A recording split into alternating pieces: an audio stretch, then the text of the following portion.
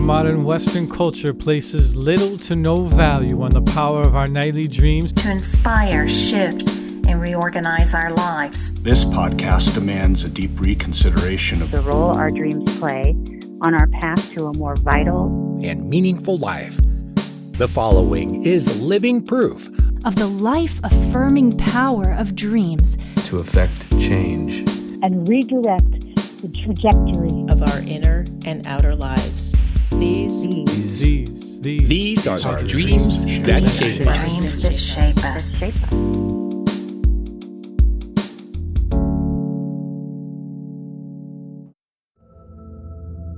Oh boy.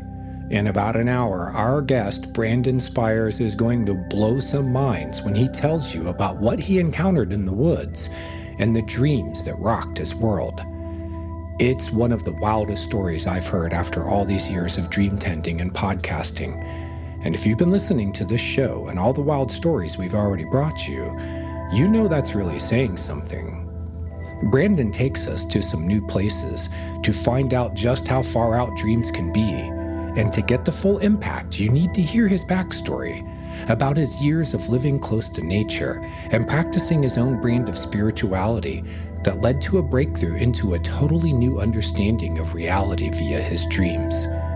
During that lead up, you'll hear about the answer he received from his dreams when he asked, "What's the meaning of life?" And my co-host Steve has a surprise to share about the answer he got when he asked that question. These two kindred spirits keep the conversation flowing until we get to the part where Brandon tells us what was waiting for him out in the woods. It's a hell of a story, so let's get started. I'm J.M. DeBoard, your co-host. Now here's Steve and Brandon. Enjoy the show.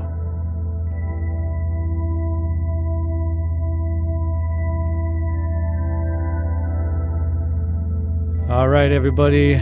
Welcome to another episode of the Dreams That Shape Us podcast. I'm your co-host, Steve Ernenwine, and today I am here joined by my new good buddy, Brandon Spires. He has a hell of a story for you here tonight. And if any of you are new to the show, this is the Dreams That Shape Us podcast. We aim to obliterate the Western myth that dreams mean nothing by offering you story after human story of just how meaningful and powerful dreams are in shaping our lives. So, if you're here for the first time, welcome. If you've been here all along, thank you so deeply for all of your support and continually showing up and lending your ears and your hearts to these really, truly amazing stories. Tonight, we have one of my brothers in the Rising Man community, the men's organization that I'm a part of. Super stoked to drop in here with you tonight to have you share your very impressive story from what I know about it so far. And yeah, man, really happy to have you here tonight. Yeah, man. I really don't know how to drop you into this story, but what's interesting, man, what's coming to me is, because I came here to share the story of the dream, but what keeps coming to me where to start is actually probably a year before the actual month of dreams I had that we'll eventually get to. Mm-hmm. So yeah, man, and am I just up to just start there? Just flowing with it? Yeah, let's do it, man. All right, cool. Well, the first thing, dude, I just want to say thanks for inviting me on here, because it's a lot of inspiration to invite me to just talk about my story. And what's interesting to me is hearing your response to my story. I'm like, it makes it even more special to me. So I appreciate that. Yeah, one of the things that I think is so cool is how similar our journey has been, and I can't wait to hear more about it. Yeah. So I'd be like, oh damn, dude, it's even actually more closely aligned than I thought it was.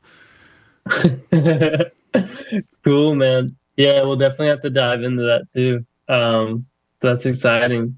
So yeah, man, I guess where I want to start is, it's interesting this comes up, and we did a little drop in before we press record, and what was coming to me is just like the end of my relationship when I was living in Brazil.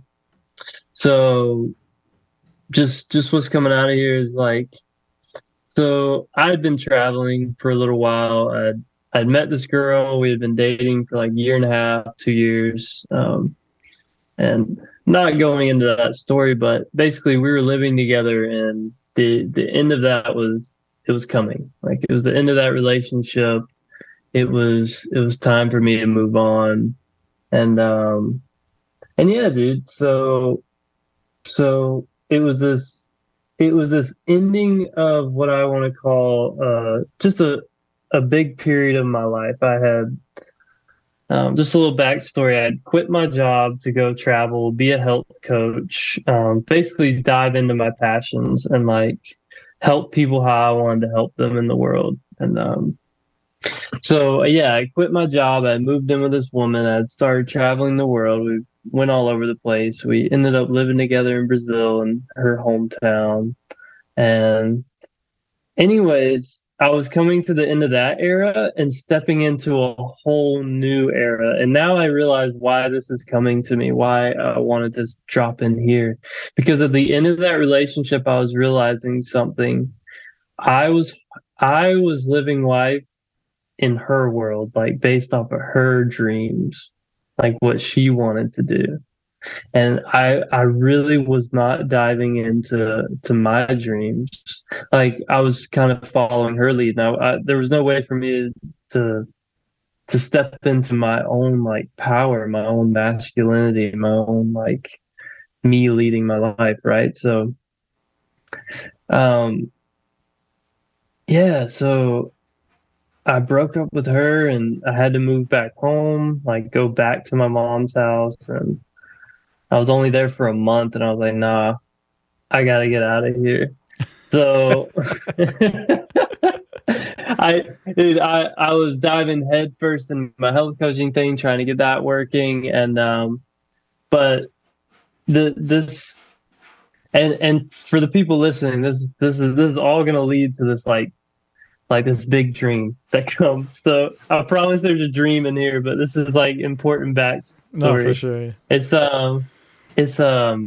So anyways, so what people wouldn't know about me is from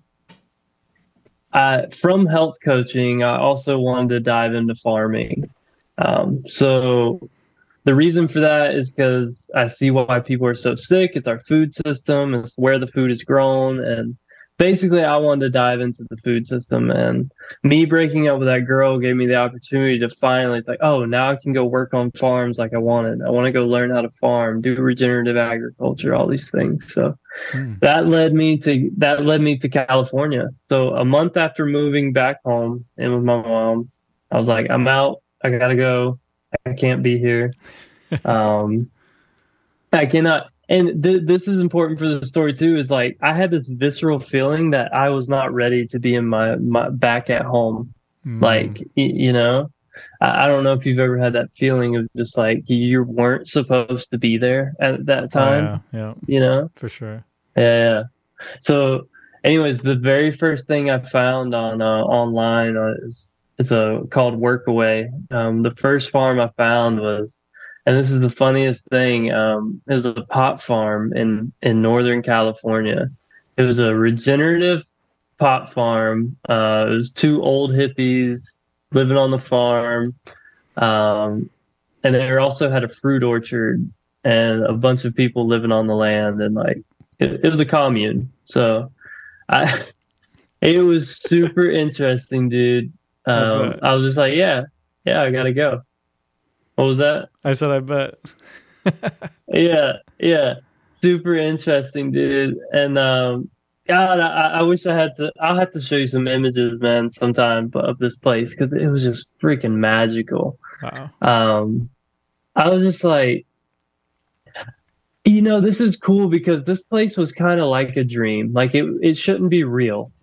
It was like, there's all these like, so imagine this. I'll try to paint the picture as best I can. So Anyways, this kid picks me up from the airport to take me to the farm, and we're driving up to the mountains, and we get on these dirt roads, and then we pull up to this massive gate, like this ironworks, like giant gate, and there's like these beautiful trees, and the gate opens like it's electronic or whatever, and it opens up, and like we're in the mountains, man, and like there's a valley to the right, there's a valley to the left, and when I'm pulling in, there's this dragon sculpture thing, like it's some like flying dragon creature sculpture that he got from like Asia, I don't know, and there's these beautiful fruit trees lining the driveway.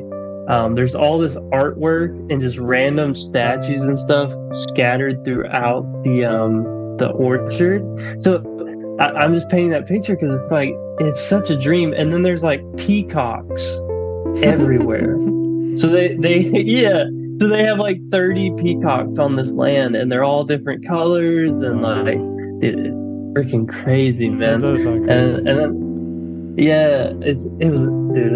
was a great place to live, great experience. The guy had gongs, like he had gotten from Asia, that were blessed by blessed by shamans or a shaman. I can't remember. Anyways, that's just to paint a little bit of a picture of this place. It's kind of magical for me, and it's so I move here. I'm working on my health coaching business on the side, but also learning like how to farm, take care of fruit trees, the garden, the goats, and the chickens. And I'm living in a shipping container, converted out shipping container. And it's weird, man. Now that it's just funny at talking about this story, like, man, it's kind of crazy what I went through. Yeah. Anyways, dude, yeah, living in a renovated shipping container, and eventually I moved outside just because it was quieter. I lived in a tent for about 5 months while I was there, just sleeping in a tent, man, outside every night, farming, and yeah, I just did all these incredible things there. And I guess why I tell this is because it was really a journey of kind of finding myself.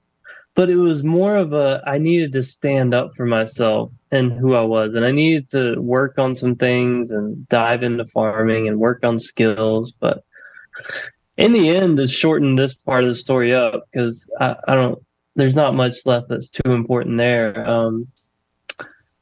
You mentioned Rising Man. We're both in Rising Man. While I was living there, I joined something called Inferno, which is have you done Inferno? I have not, but pretty much everybody else in my fire circle has.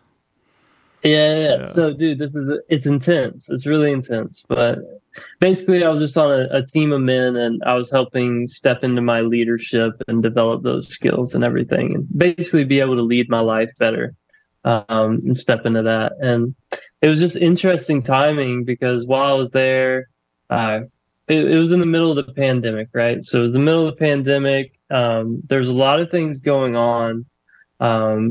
Basically, I didn't feel it was right for me to be there anymore because it was just like, remember that visceral feeling I told you I had at my mom's house? Yeah. Well, I started having that visceral feeling again there. And I was like, this just isn't right. Like, this isn't where I'm supposed to be anymore. I feel like I've learned what I need to learn. I made the connections I need to make. And I also have this really strong team of men right now that could help me, right? Mm-hmm. So anyways, once again, this is like me making a decision. So now I really see why I'm being pulled to tell you this part of the story. It's like leaving Brazil, I had to make a hard choice, right? It was a visceral feeling that I needed to go. So I was like, okay, I need to go. Like, this is over. At my mom's house, I got that visceral feeling, okay, I really need to go. This isn't right. I get to the farm, and it finally feels right? Like I'm supposed to be there, and then what happens, and what needs it, and then I get these visceral feelings again. So I'm like, okay, it's time to go. But what's weird, man, it was time to go back home. It was right. Yeah. I was like, son of a bitch. Oh man. So dude, yeah. So I call up my sister-in-law's dad. He owns a farm. It's a beef operation, like cow calf, hay, chickens, pigs, the works, man. So he needs help, and he had given me a tour of the place. I had visited home like a few months ago, and he gave me a tour of the place. And I was like, man, this feels right. Like this guy's doing what I want to try to do. He can teach me, mentor me, and I can help him out. So I called him up and he was like, yeah, man, let's do it. And I visited, went back home for a wedding and went out there to work. And then, yeah, never went back to California. Stayed, I moved back in with my mom. So this was about exactly a year later, I moved back in with my mom. And I'm not gonna lie, it was still like, kind of like, you know, but actually this time I was like, okay, yeah, this kind of sucks, but it's also time to work on myself really powerfully, and all the shadows and things I'm like hiding about myself, and also work on my relationship with my mother. Right. So dude, this is an intense time. So it's like, yeah, the universe was like, dude, it's like you've developed a lot more skill. You're ready for this now. Like, so let's go. Right. So yeah, man, it was super interesting, and I really took it as a time of like, okay, let's work on myself. Let's start actually diving into the shadows. And now this is when we start getting to dreams, and this is what excites me. This is why I'm here, right? This is why we're here. So a quick question I got for you. Go for it. Yeah, jumping into like the farming stuff. I love looking at like things that we do occupationally, like in like a mythic sense. Like, did you feel like getting that close to the earth and like cultivating the earth was like helping you cultivate something within you? Do you feel like you were reaping your own harvest of some sort? Sounds like it. You know, I just want to love conversations like this. I've never thought of it like that. So what's coming to me is it was a time of connecting to the land and also connection to myself. So what I see nature at is it's us. We're not separate from it. Right. Like, at least that's my beliefs now, and it's like what I've developed. And so it's cool you bring that up, and it's like, yeah, maybe that's what it was, and that's what really helped me.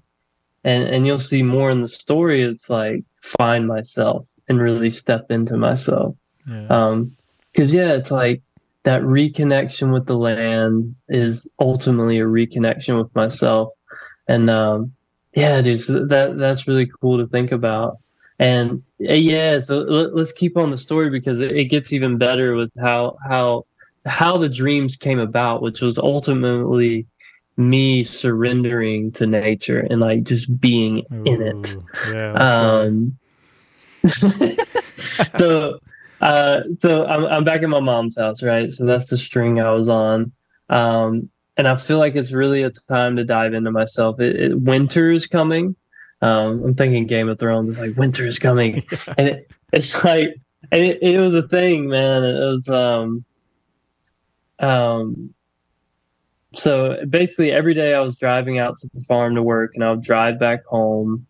At this point, I'm not working on my health coaching. I given that up. I ran out of time, ran out of money, and it just didn't feel right anymore. And I was like, I'm just going to go full force into this farming thing and learn that and reconnection with the land and all that. So anyways, I decided to start diving into dream work again, because I had done it a little bit back in Brazil. So when I was living with my partner and we were good, I was studying Charlie Morley, which I'm pretty sure you said you haven't read his stuff, but no, but I'm familiar with him. Yeah, so he takes a Tibetan Buddhist he takes a Tibetan dream work. Like he that's where he learned it, how the Tibetans did it, and he puts his own spin on it and everything. But that's where he learned it, and he's teaching his methods and the secrets they held and all that. But anyways, man, I started practicing again. And I started reading it again and learning it and doing the practices of, making my waking life be like lucid. So paying attention to the objects and really like presence and and then like checking in with myself. Am I dreaming? Am I not? And like doing reality checks and all those things. So eventually, and this is while I'm in Brazil, so there's a little bit of a rewind, but I basically relearned how to do lucid dreaming because I'd done it before as a kid. I'd done it in college just for fun because I wanted to fly around and shit, But anyways, I relearned it and I got a little bit of taste of what I could do with it because I was like, there's this one vivid dream I remember where I finally became lucid and I could like feel, I could like do anything. I could walk through walls. I figured out how to fly, but then I did something, and I think this is coming up because just like the beginning of me realizing the power I do have is I called to the sky and I forgot what I think it was. I asked, "What is like the meaning of life or something?" And oh man, I don't know. Yeah, and I don't know why this dream's really coming up, but maybe it'll come to me. But my brother is who appeared. That was the figure who appeared, and and I honestly he didn't give me an answer about the meaning of life or anything, but we just sat down at a bar and just had a conversation. And I couldn't even tell you what the conversation was, but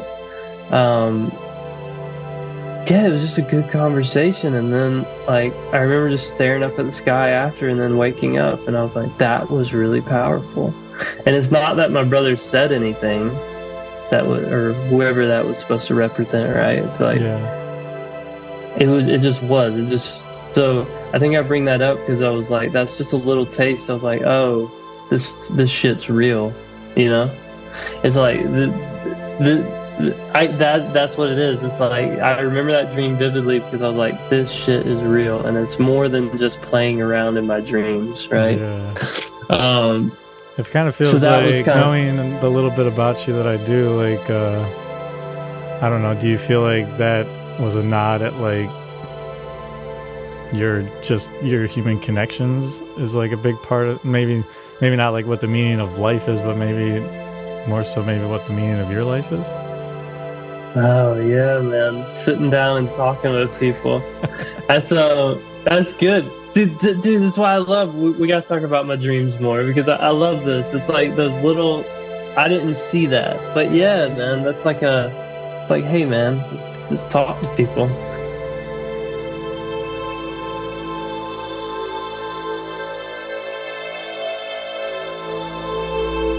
I did the same thing one time. Do you want to hear what happened when I did it? Yeah, dude, tell me about it. Okay. Yeah, so I was in a lucid dream. It was just like a barren kind of desert-like landscape. And I just like became instantly lucid. And I don't know, it just kind of came out of my mouth. I don't even think I thought too hard about it. It was just like, just yelled out to the dream, what is the meaning of life? And nothing happened for a good few seconds. And I was like, oh God, that's terrifying. It just felt like absolutely nothing. I'm like, oh shit. But then the whole scene warbles and then it recreates itself exactly how it was, except now there's a small group of people like just in front of me and I'm looking at them and this guy looks over at me as he's talking to the people and he kind of shoots me like this like knowing little glance. And I was like, what the hell? And he just starts walking over to me and he looks at me and he just goes, the universe is a very mysterious place.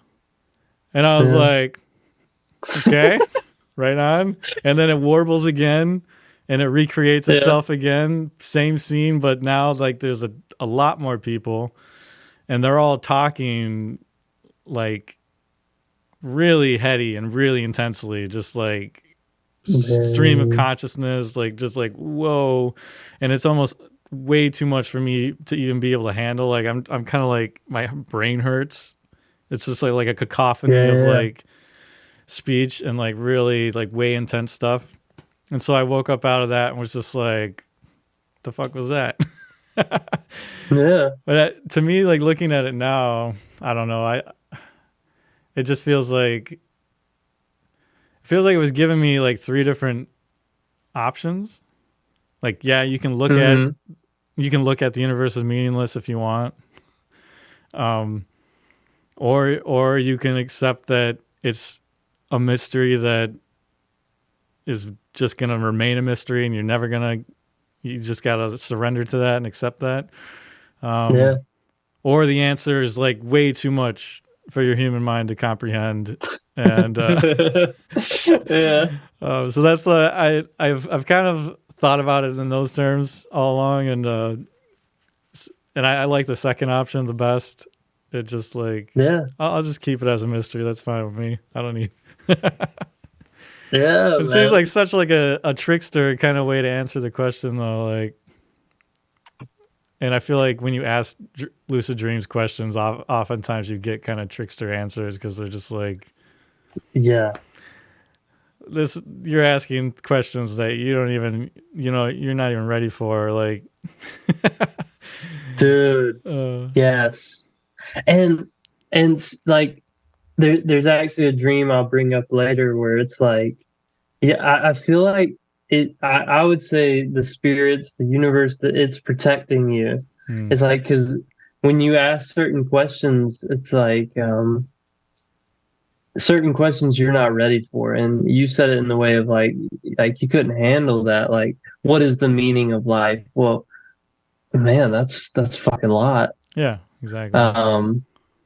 And I like your spin on it of just like, well, it's just a mystery, man. Yeah, and that's okay. And we get to play around within that mystery is what I love. Oh yeah, man, I like that. Yeah, so we're all here we're just playing, man. But yeah, dude. So that's cool. Because now you got me on this track of like of watching from that dream where I've ended up now, and I'll save that for the end where I am now, but I can see that dream I just told you about with my brother, and then that you just talked about. It's like, well, maybe the meaning of life for you is just like connection, and that feels so real for me. Yeah. Like this conversation right now, I'm coming to life, dude. I'm energized. It's like, yes, that's it, right? Oh yeah. Like having meaningful conversation. So continuing from that dream, I don't do much else in Brazil. I do a little more like just practicing and doing lucid dreaming, and I just kind of fucked around, honestly, in the other dreams, where it was just I would just play around when I was lucid and fly around, calling like this is where I get a little embarrassed, but it's like calling women, and like and have fun that way. So it was interesting. After that one powerful dream, it's almost like I regressed. I was like, well, that was kind of cool, but now I'm just gonna fuck around again. Yeah. So anyways, dude, then it's hop back to mom's house and all the story y'all have already heard.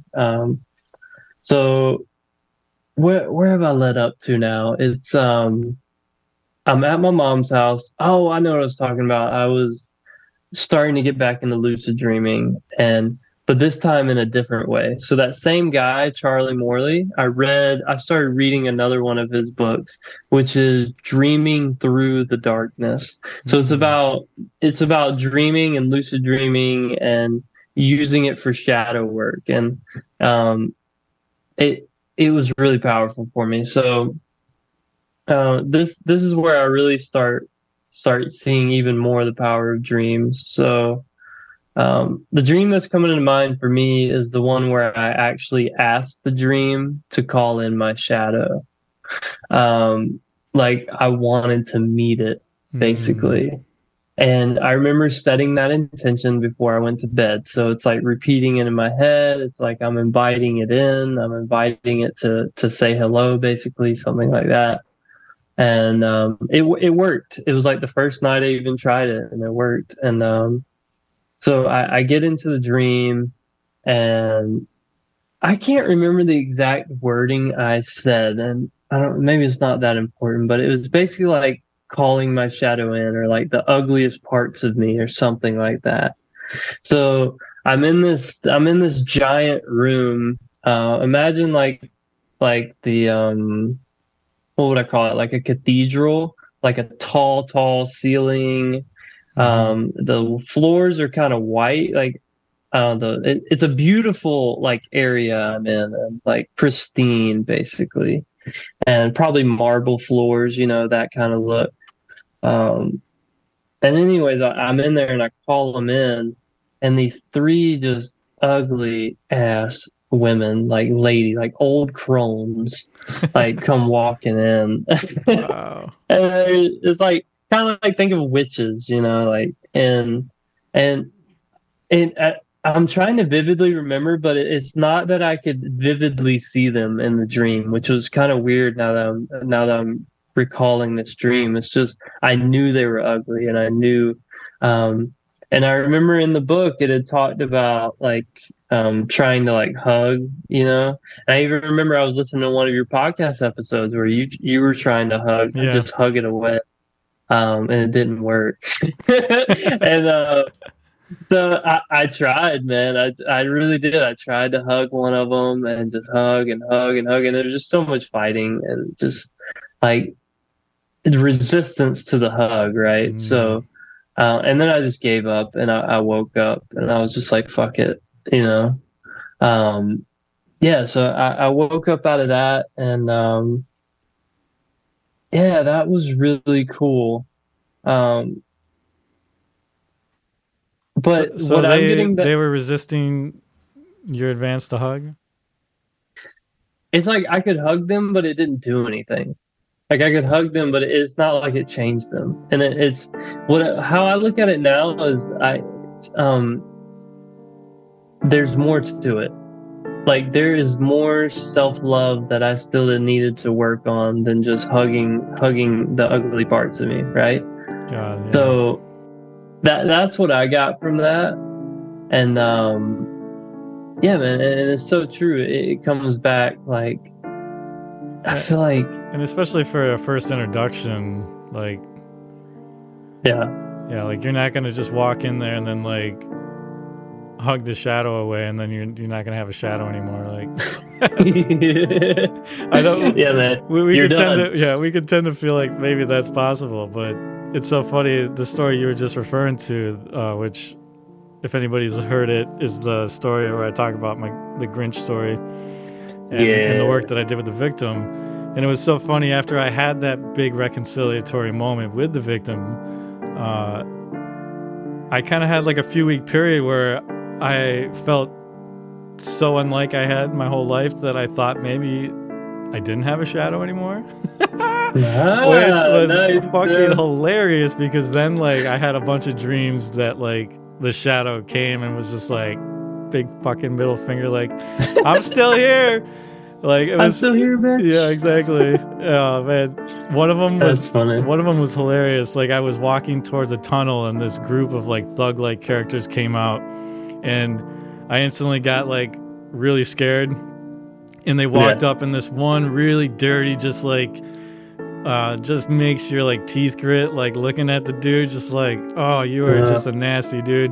And he just walks right up, and he just like gets right in my face, and he doesn't even do anything. He just like punks me out, and just like, I could eat you for breakfast if I wanted to. Like, I'm still here. God. You're done, dude. Like, holy shit. And I woke up from that dream, was like, oh God, like, oh Jesus. I'm still here. Yeah, like, oh man, it was. You can't run from me. Yeah.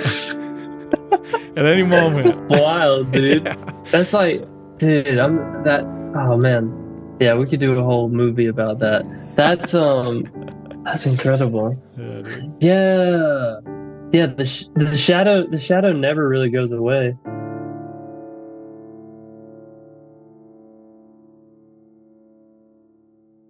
Do you have any like thoughts on why it was 3 women? No, I don't I know. really It's don't. very interesting. Yeah. I would that makes my brain want to go to like numerology. Is that what it's called? Or anyways, like the meaning of numbers and stuff, and what the number 3 means, and what the old crone means, because it's all symbolism, right? Because I know Well, there's in a a way. notion of there's this notion of the triple goddess, but Mhm. I don't know enough about it to speak to it and how it would relate possibly here. But Yeah. yeah, I don't I don't know. know, It's man. wild. Maybe something will come up as I tell the story more too. There we go.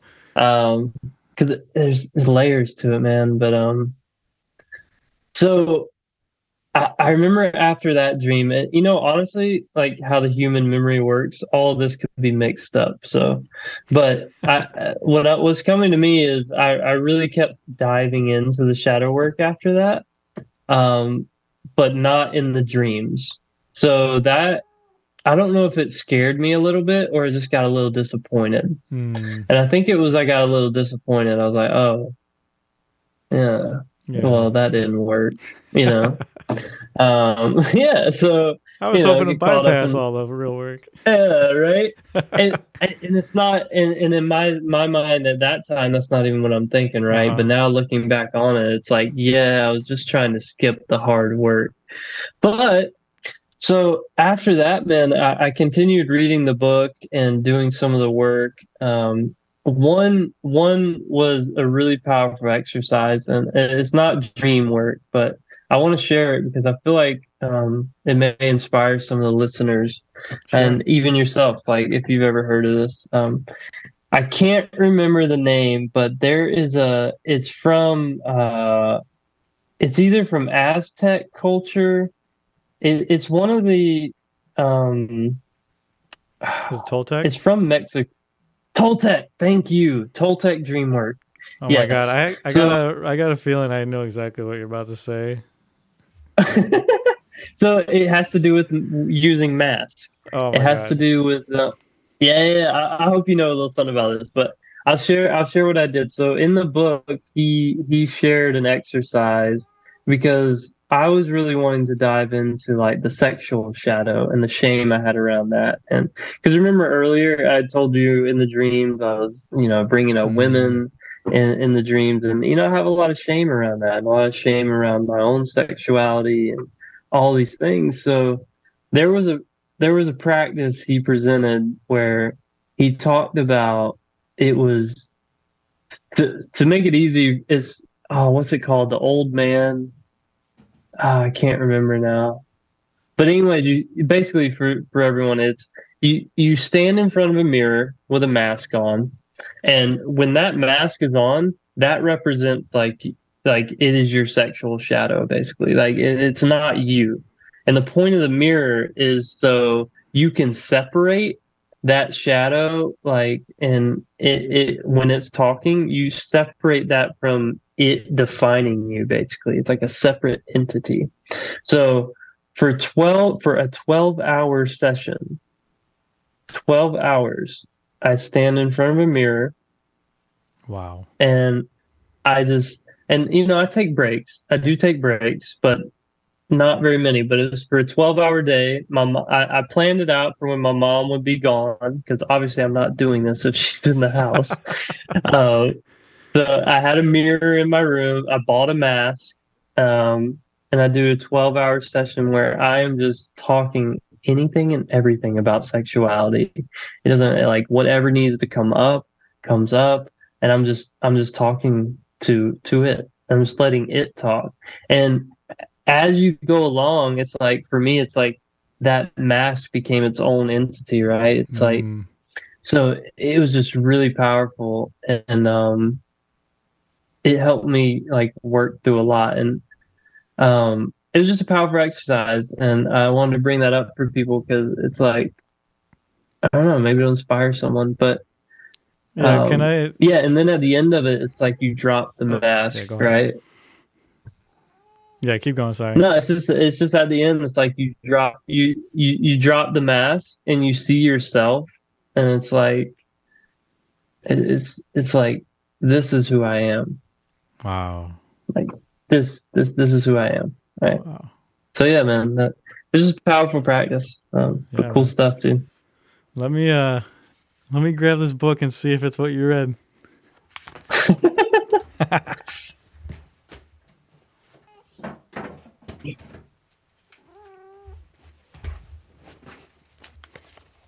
Yeah, the Toltec Secret. So I have it. I didn't read through the whole thing, but I have read a little bit of it. It's really cool. It's really cool stuff, man. Yeah, dude, I read that. I don't remember when it was, but I did a similar. I didn't do a 12-hour thing like that, but I did. I actually created my own mask, and I actually had a dream when I was reading it. I was thinking about maybe doing something like that because I think there's I don't remember how that book reads, but I think there was a couple different masks, like things you could do like that. Yes. Yeah, there are.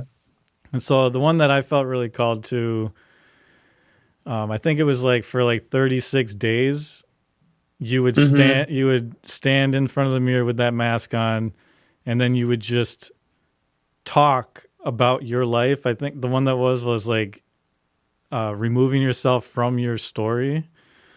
Yeah. Like you're the story of your life and who you've thought you are your whole life. And so for 36 days, you stand in front of the mirror, and then you kind of like stream of consciousness, just talk about what you remember from your whole life until you feel like you're done.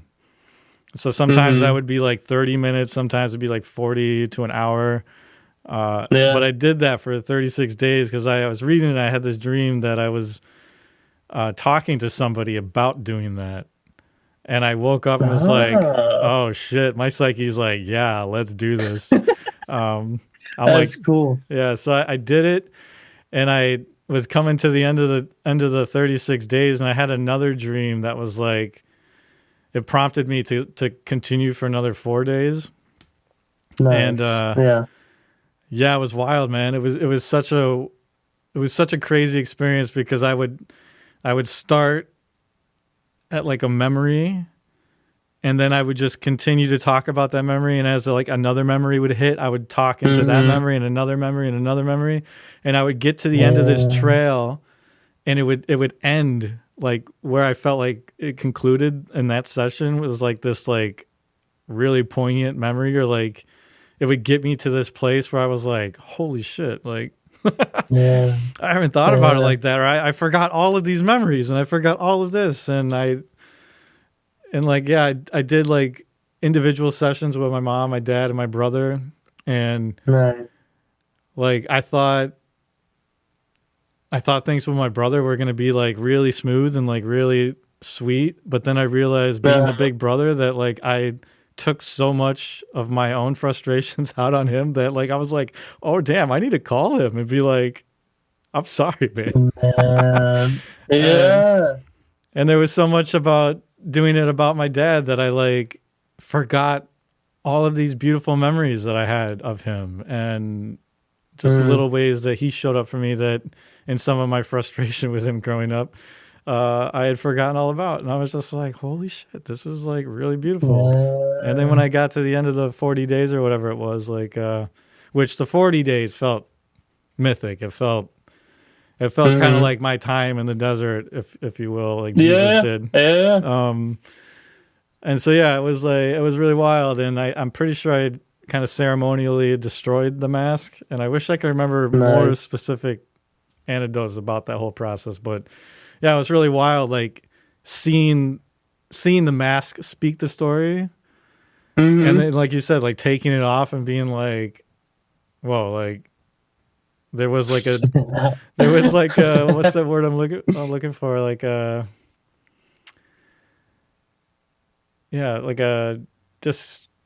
this connection there of some sort where you're just like, holy shit, like I actually like kind of see myself like truer now. It was really, really cool. So it's so wild, man. That actually it's such a weird way that like we connect even deeper. Like I don't know anybody else who has done that. That's really cool. Yeah, man. I don't either. Like I've talked to people who've gotten interested in it, but that's so cool you've actually done some of it. Yeah. Yeah, man. It's so powerful. So powerful. And that whole Toltec secret, now I want to go back and read it a little bit. Because all I did was skip straight to the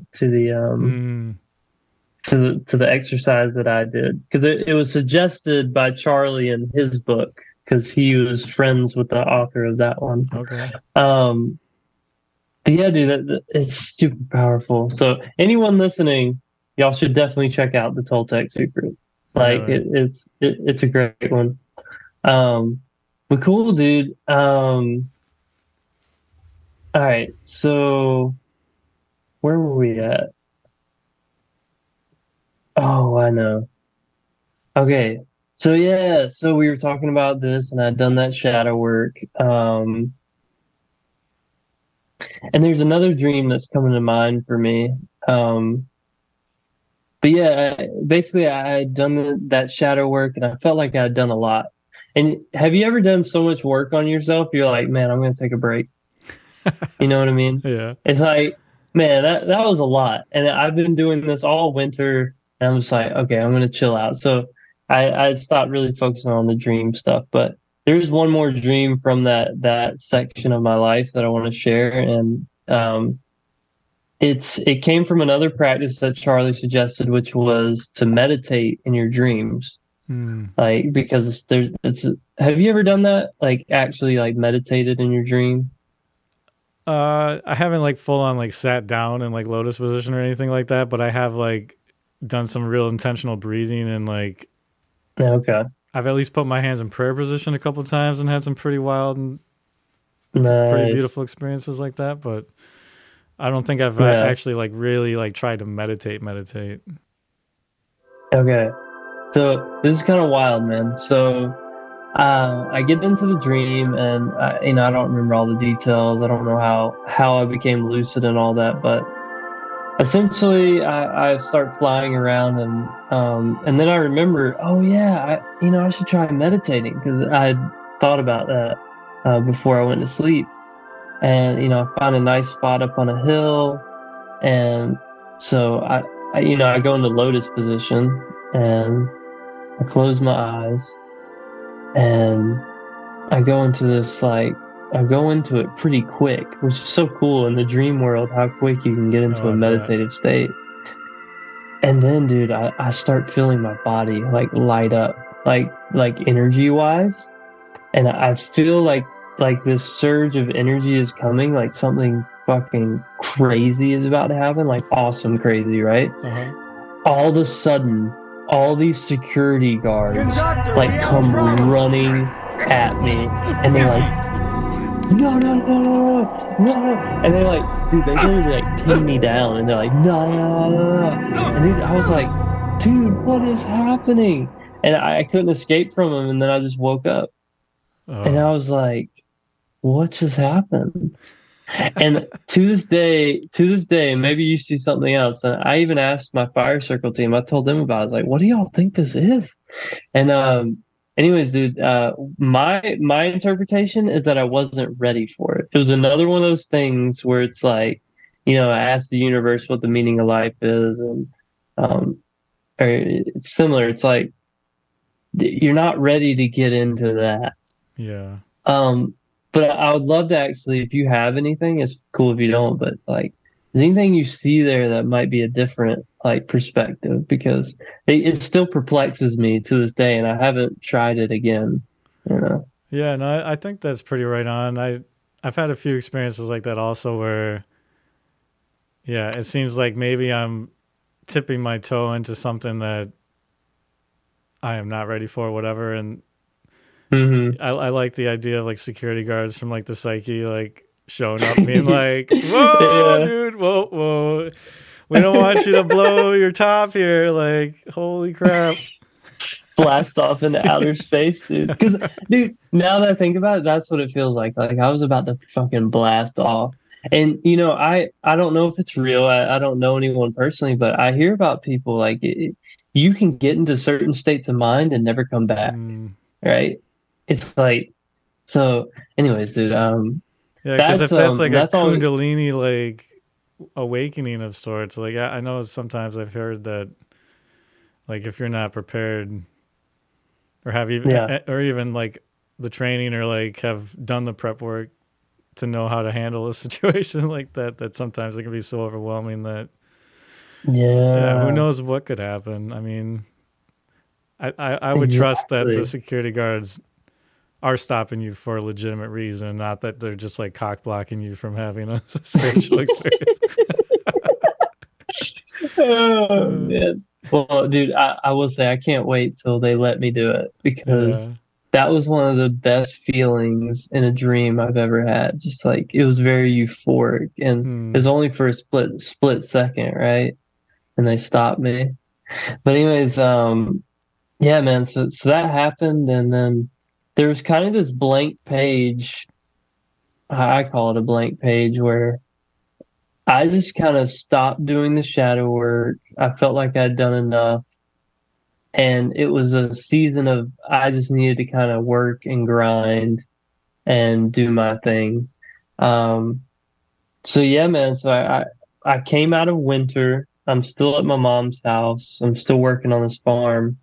And I'm just working on. Ooh, good question. Time is a flying. Would it be 2022 or 2021? What year are we in now? So we're in 24. Last year was 23. So this would be going into 22 winter. So winter into spring 2000. So spring 2022. Yeah, that's right. So come springtime into summertime, I kind of forget about it. I stopped doing the lucid dreaming. I stopped having the intentions around that. And it's more of now I'm moving into the season of building, and learning. It's like this season of I'm educating myself as much as possible to get the tools I need to build the dream that I'm going after. So something I didn't mention is, that when I mentioned Inferno, that Inferno ended, I think it was January, I believe. But that really set me up to realize what I truly value, what I'm actually going after, and what my 5-year, what is my 5-year vision? Like, what am I actually headed towards? And so I'll describe it for people, because Jetty took me through a meditation during that. And I can still see it to this day, and it's a little different, but basically he had me soar up into the clouds in the meditation and fly 5 years into the future and see what it was. And it's me on land and this luscious hills and rivers. And what it is it's farmland, but there's people there at a dinner table, and it's a long table. Think of a Viking hall with a long table and a bunch of people, but we're communing, and I'm bringing them food from the land, and they're reconnecting to the land through the food and connection with each other, and we're all reconnecting to nature, right? So that's for everyone listening. That's where my life is headed. My life is headed to having my own land with the community and calling people in to find the healing power of nature. Wow. So that kind of actually will give a little context to the story of where the universe is guiding me. Wow. So I think that's helpful for people. But yeah, man, so that's where I'm headed. I'm still headed there, and I'm 2 years out. I believe I'm from that 5-year mark I set. I think I'm 2 years out now. I can't remember exactly, but we're getting there, dude. Hell yeah. Yeah. So anyways, dude, it's grind mode, and I'm learning a lot on the farm. I'm taking courses online, how to build a tiny home. Dude, cool stuff, man. My boss was me and him were building a tiny home on the farm for me to live in. Nice. Yeah, so I could actually live out there. And so I learned construction. I learned mechanical work, working on tractors, rebuilding my truck because I had to buy a truck when I moved home. It was like $2,500 '95 Nissan pickup with 220,000 miles. It needed some work, right? Yeah. So one of the guys I worked with, he had worked in mechanic shops for 13 years or whatever. So he taught me a lot. So this is a time of working with my hands a lot and learning a lot of like what I would call it's like these, I call them masculine skills because it's skills to take care of business, right? It's like take care of people, take care of yourself, like work the land and you can say it how you want, but it's like, it's taking care of myself. And in the future, it'll be taking care of a family and taking care of a community, right? So learning these skills for that. And it just felt powerful coming out of all that shadow work and dream work and then moving into the physical realm of like, okay, well, now it's physical time. It's like we're coming out of that dreamy winter space. And this is important because as the story goes on and I get back into winter, that's when the big dream we talked about, like that's going to come, that's when that happens. So it's coming, guys. It's coming. Anyways, dude, I also at this time am looking to get my finances straight. Like, I had filed for bankruptcy during this time. Like coming into spring, I think is when I filed for it. I couldn't keep up anymore. I had 13,000, 14,000 in credit cards. No, probably 20,000 in credit cards. And then it was bad, man. I had a lot of debt that I was never going to get out of. Yeah. So anyways, dude, I had to make that tough decision.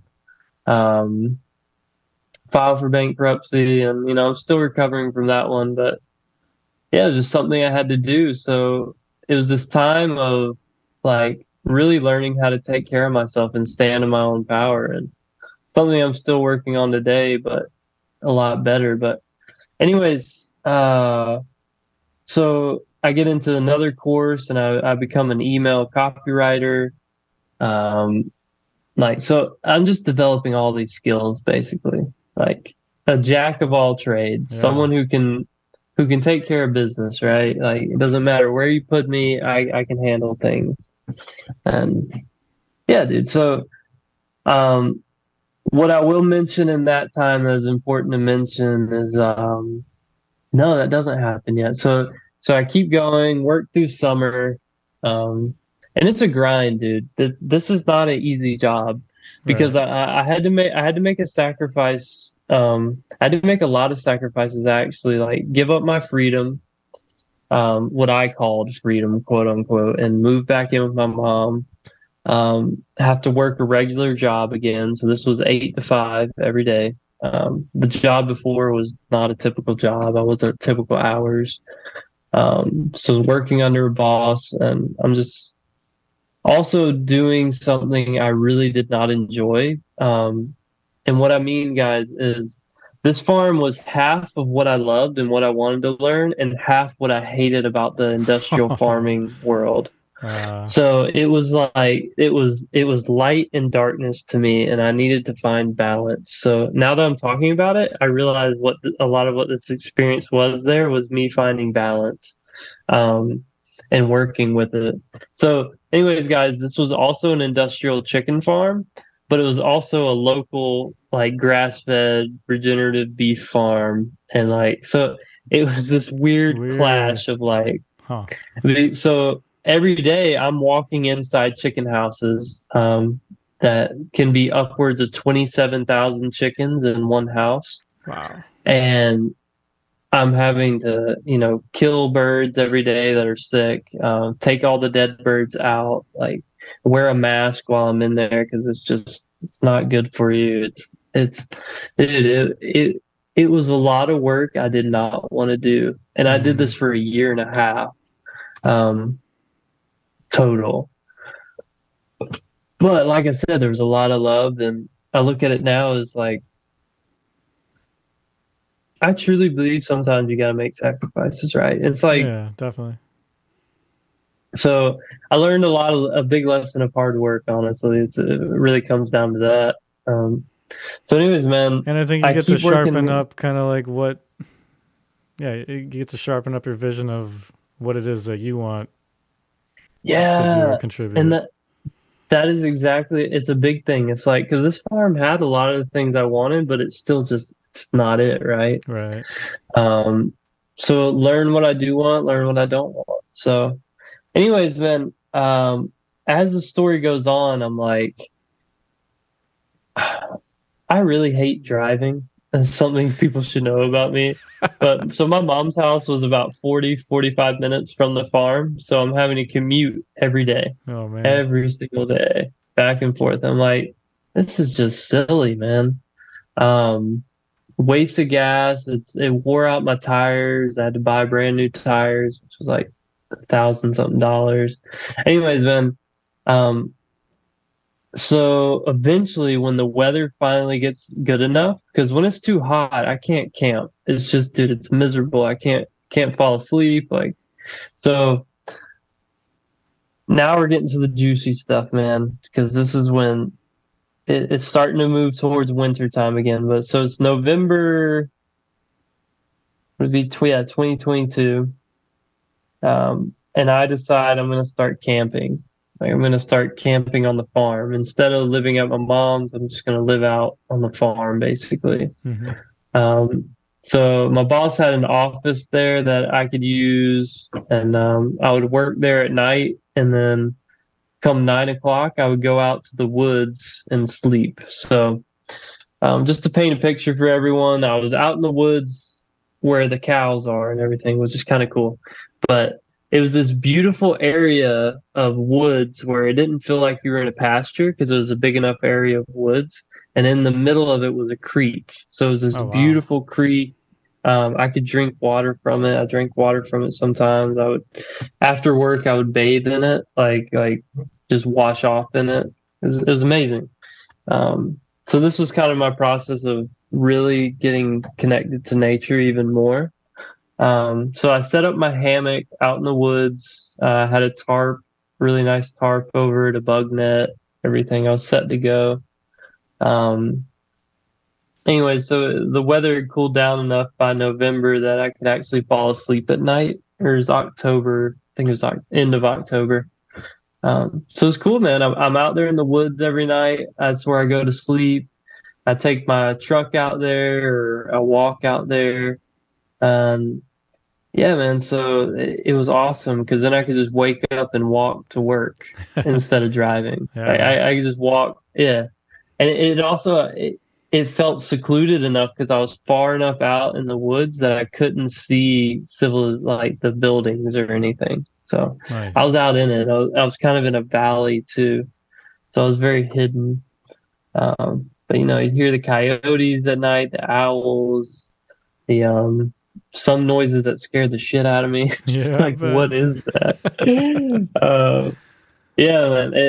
And if people are listening, if you've never just been out camping by yourself, like in the woods, it can be kind of intense sometimes. But I mean, honestly, I got used to it. But at first, it's like, man, where am I? I'm in this dark space.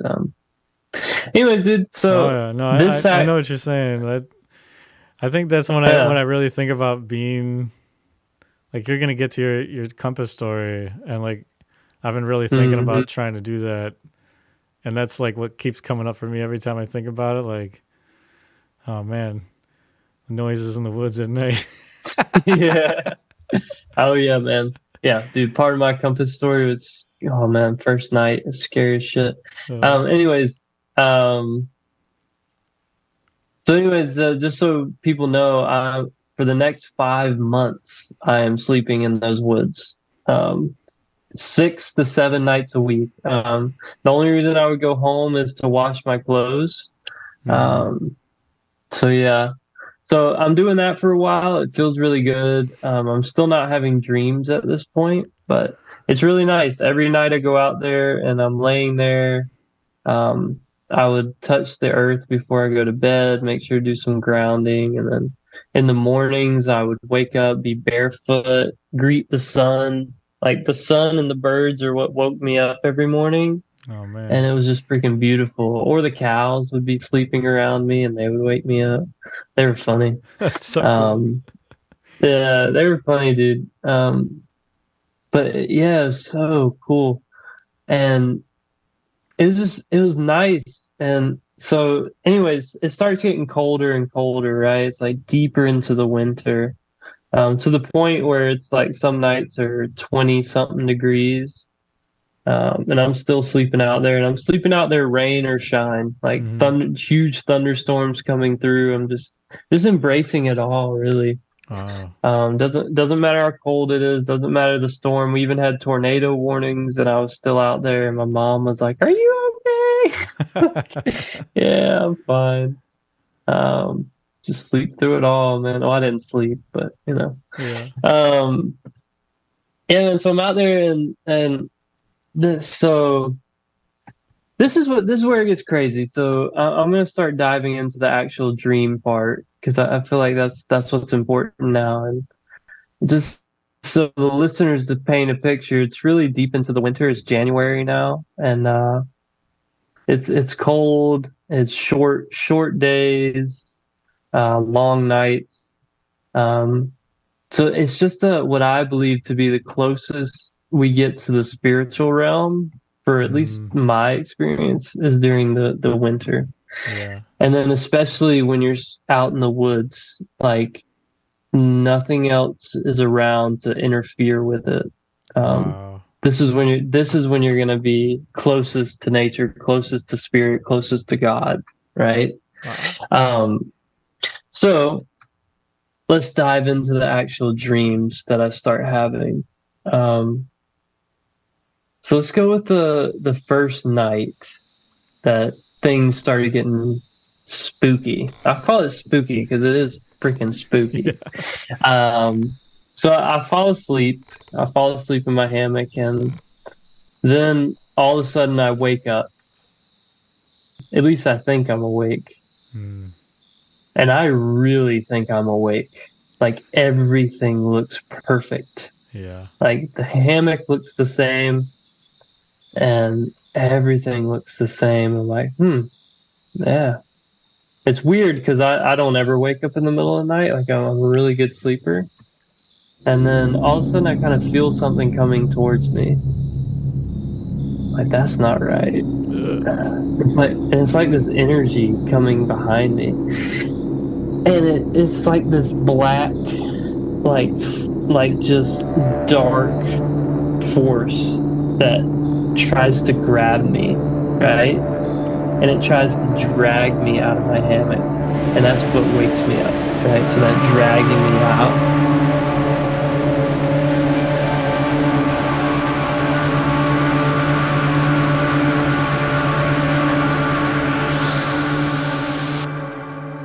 Like it wakes me up. So I was a little shooken from that, right? Because then I wake up and I'm like, oh, well, am I awake this time? And I was. So I go back to sleep, and another day goes, and I come back next night, and I'm not expecting it to happen again, but I'm also like, what the hell was that? And so it happens again, dude. Oh man. I wake up, I think I'm awake, and it's just crazy how real it felt. Yeah, I bet. And it comes again, and this time it tries to suffocate me. It tries to like, and I'm fighting it. I'm like, no, you're not taking me. You're not taking me. You're not taking me. You're not taking me.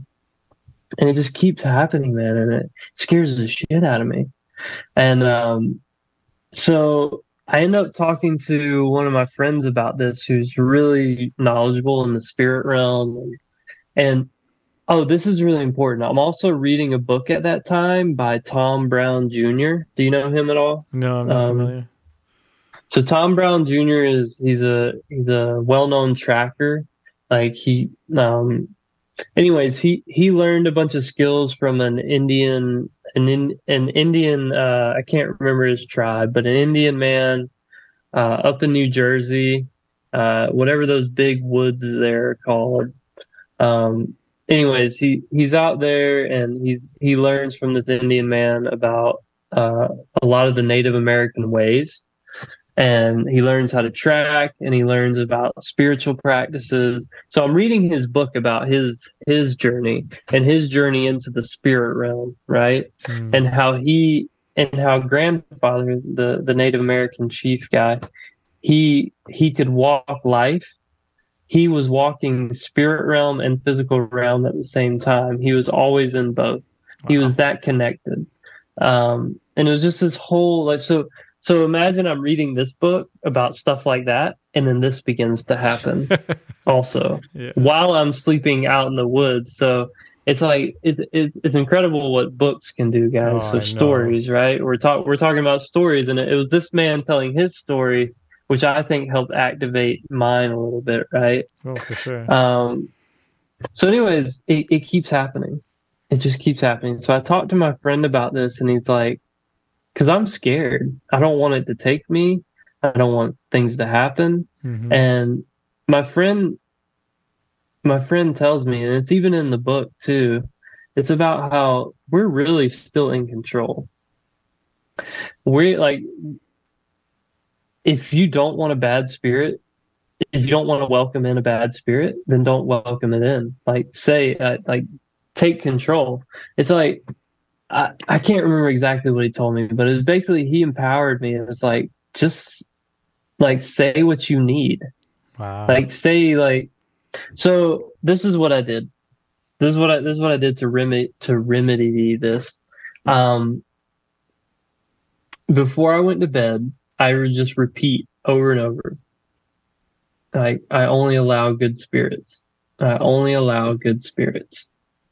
Like, so I just keep repeating that. So once again, I fall asleep and it comes, but this time I just surrender. And this is a big piece. I just surrender to it. I'm like, okay, drag me out of my hammock, whatever. I let it drag me out of my hammock. And this time it dragged me out. It took me up to the canopy of the forest. And now it's daytime. And he's flying me through the forest. And it's just magical, man. Wow. It's like this. Imagine, I don't even know how to describe it. It's hard to describe, but he took me up and I'm flying with it. I just call it it. I don't know what it was. When trying to look at it, I couldn't see it, you know? But it flew me through the top of the forest. It was daytime now. And it's just, you know, everything was very visceral, but it took me down and then it plopped me in the middle of the forest. And there was this big movie screen. And I can't tell you exactly what the movie screen showed me, but I can tell you what I got out of it. It was like I was meant to be teaching again. There were images of it somehow relayed to me. It's almost like speaking in tongues or something. It's like if you're not in the experience, you wouldn't be able to understand what was on the screen. Yeah. But I was in the experience and could understand. It's like you are running away from what you're supposed to be doing. You are hiding on this farm. You are hiding from what you're meant to do, and that is to teach and to guide people. Wow. And you need to stop hiding. So that's the message I got from that night. And you would think I got the message, okay, they're going to leave me alone. This was only a week into it, and I, finally released, let it take me. But no, the next night it happened again. It was back. Damn. It was trying to take me. So I let it take me because I was like, oh, it was a great experience last time. Let's do it. What more do you got to show me? So this time I let it take me, and this time it teleported me. It wasn't like me flying again, but it teleported me to no, that's not what happened, dude. Oh, it's coming to me again. So it didn't take me. That's right. The dream just happened. This one just happened. So I wake up, I'm in my hammock, and I get out of my hammock, and it really feels so real. But it's like a lucid experience, but I'm not in control of everything. You know what I mean? And my friend Braden, which was a guy from the farm in California, he was a really close friend of mine. We really connected. And we even talked about our dreams with each other every morning. Like every morning we wake up at breakfast, we talk about our dreams. It was really powerful.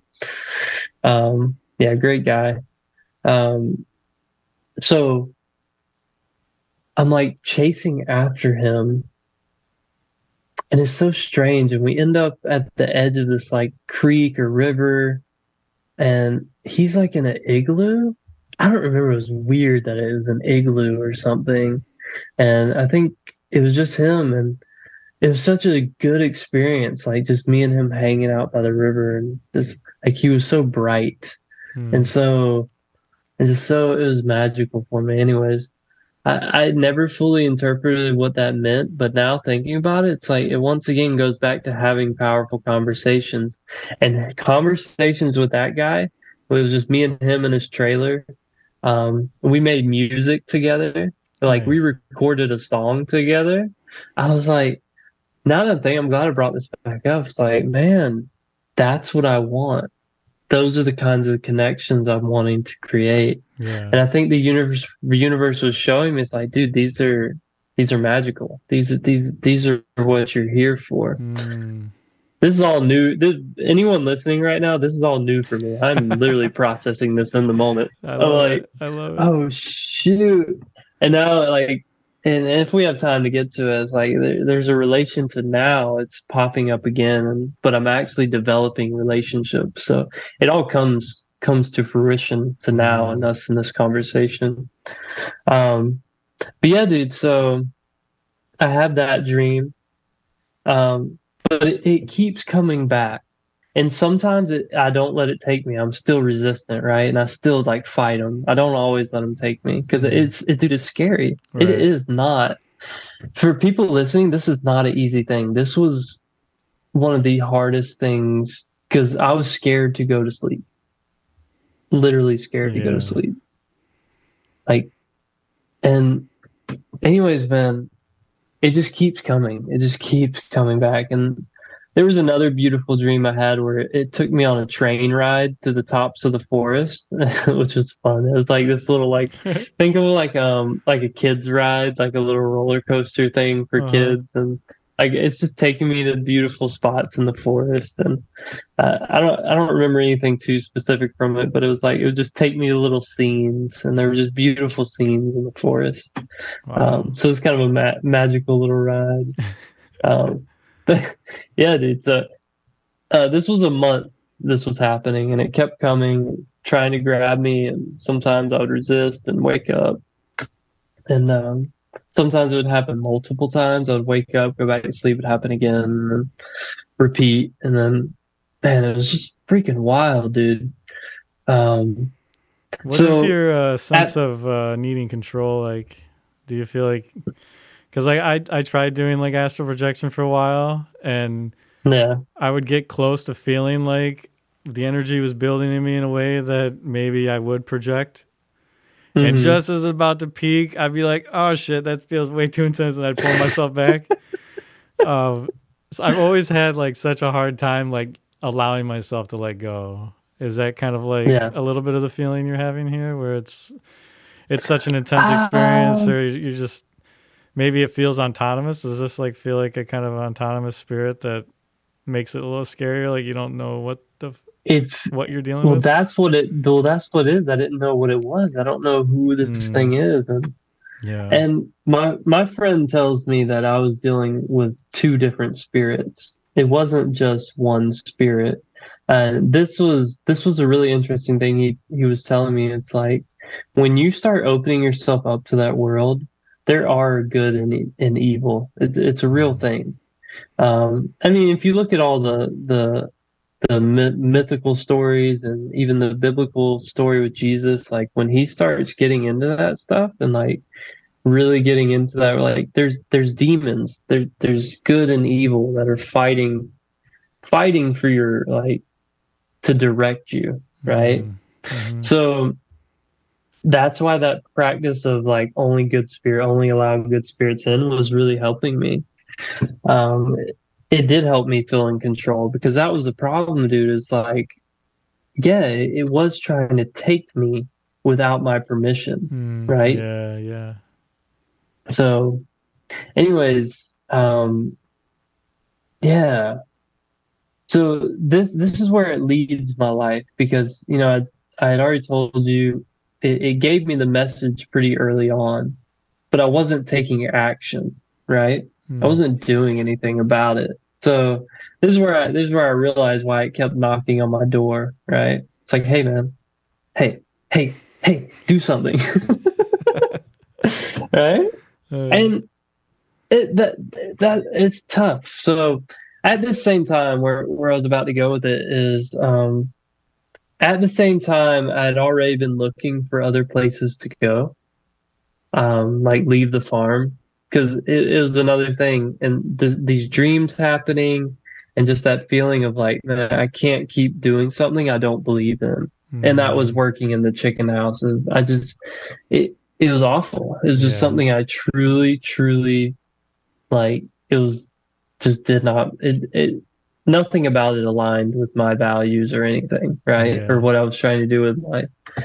So anyways, man, I've what came first though? So I was in talks with Jetty. He had invited me out to Compass, right? So before the dreams had happened, he had invited me out to Compass, but I was like, no, this isn't the year. I'll do dojo or something. I made excuses, right? I was just like, it ain't time.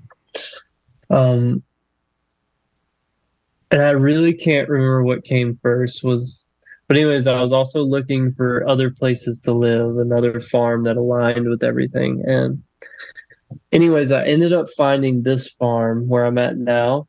And it's a raw goat dairy farm, small, like 25 acres. We do grass-fed finished beef, raw goat dairy, cheese. Anyways, it's like a little farmstead. It's like something I would build for myself, like a little homestead type place, and we sell to people on all that stuff. So, anyways, I found this place. I accepted to come here. And I felt like that's what it wanted me to do. It's like, hey man, you need to get up and go. You're not in the right place. Because what I felt like it was is like the spirits were shaking me at the time. That's how I interpreted it. It's like they're shaking me. It's like, hey dude, wake up. You don't need to be here anymore. Right. Wow. So it's a wake up call, but so intense. Yeah. But yeah, right. But even after I accepted to come here, it didn't stop. Oh shit! It did not stop. It kept coming. It kept coming, and like a month of this, like it's ridiculous. And what's cool for the listener and for you too, it's like when I would go home, that one night of the week, I would go home to wash my clothes and all that. It wouldn't visit me. Oh wow! There would be no dreams. Wow. But I still went back. I was like, I guess I'll go back out to the woods. But dude, I thought about just staying at home, like my protective bubble. You can't reach me here. But yeah, dude. So I say that because it makes it real for me. That it truly, like, nature and being out there is what opens you up to this stuff. Yeah. So yeah, as soon as I would go back, they would come back. And then when I was asleep in the woods. So anyways, dude, then I was like, and it's not like I made the decision. So anyways, I talked to Jetty and I was like, yeah, man, talk to me about Compass. Let's talk more about it. And I ended up accepting to do Compass, in April. So it would have been April 2023. So now I'm remembering I accepted to go to Compass first, and then I accepted to come to the farm. So this is what's magical is can you tell everybody real quick what Compass is? Oh yeah, man. So Compass is a rites of passage for men. It's done through the Rising Man, Jetty Azuma. That's who we've been talking about. He's the founder of the Rising Man, but it's a 4-day vision fast. So it comes from Native American culture. I can't remember which tribe exactly, but that's where the practice comes from. Um, anyways, you go out into nature, you go out into the woods for 4 days, 4 nights, and it's basically you asking the universe, the spirits, nature to like give you a vision. And for us, it's specifically honing in on what is my purpose in this life? Like, what am I headed after? So it's taking time to like make that sacrifice of no food and just being out there with yourself and with spirit. Like, hey, I'm here. Speak to me, right? Wow. So that's the Compass experience. And if we have time, man, I can dive into Compass too. But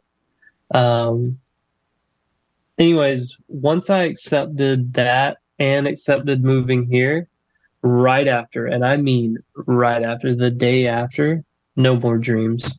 Wow. Like nada. Whoa. But I was still I will say I was still scared to go to sleep every night, but